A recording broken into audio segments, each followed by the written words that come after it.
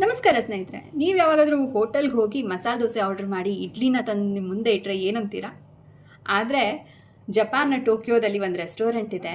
ಅಲ್ಲಿ 37% ಚಾನ್ಸಸ್ ಈ ರೀತಿ ತಪ್ಪಾಗಲಿಕ್ಕೆ ಇದೆ. ಆದರೆ ಯಾರೂ ಅಲ್ಲಿ ಯಾರನ್ನೂ ಬೈಯೋದಿಲ್ಲ.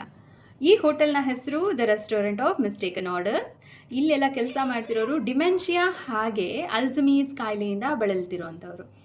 ಹಾಗಾಗಿ ಈ ರೆಸ್ಟೋರೆಂಟ್ಗೆ ಹೋಗಿದ ತಕ್ಷಣ ಫಸ್ಟೇ ಹೇಳ್ತಾರೆ, ನಿಮ್ಮ ಆರ್ಡರ್ ಚೇಂಜ್ ಆಗೋ ಚಾನ್ಸಸ್ ಇದೆ, ದಯವಿಟ್ಟು ಅದನ್ನು ಅಕ್ಸೆಪ್ಟ್ ಮಾಡೋಕ್ಕೆ ತಯಾರಿರಿ ಅಂತ. ಹಾಗೆ ಇಲ್ಲಿ ಬಂದು ಊಟ ಮಾಡಿರೋರಲ್ಲಿ 99% ಜನ ಇದನ್ನು ಮೆಚ್ಕೊಂಡಿದ್ದಾರೆ. ಕೇವಲ 37% ಟೈಮ್ಸ್ ಮಾತ್ರ ಇಲ್ಲಿ ಮಿಸ್ಟೇಕ್ ಆಗಿದೆ. ಈ ರೀತಿ ಡೆಮೆನ್ಷಿಯಾ ಕಾಯಿಲೆ ಇರೋರಿಗೋಸ್ಕರ ಅದ್ರ ಬಗ್ಗೆ ಅವೇರ್ನೆಸ್ ಕ್ರಿಯೇಟ್ ಮಾಡಬೇಕು, ಅವರಿಗೂ ಒಂದು ಉದ್ಯೋಗ ಕೊಡಿಸ್ಬೇಕು, ಅವ್ರನ್ನ ಇನ್ಕ್ಲೂಸಿವ್ ಆಗಿ ಕನ್ಸಿಡರ್ ಮಾಡಬೇಕು ಅನ್ನೋ ಆಲೋಚನೆ ಮೊದಲಿಗೆ ಬಂದಿದ್ದು ಟಿವಿ ಡೈರೆಕ್ಟರ್ ಶಿರೋ ಒಗುನಿ ಅವರಿಗೆ.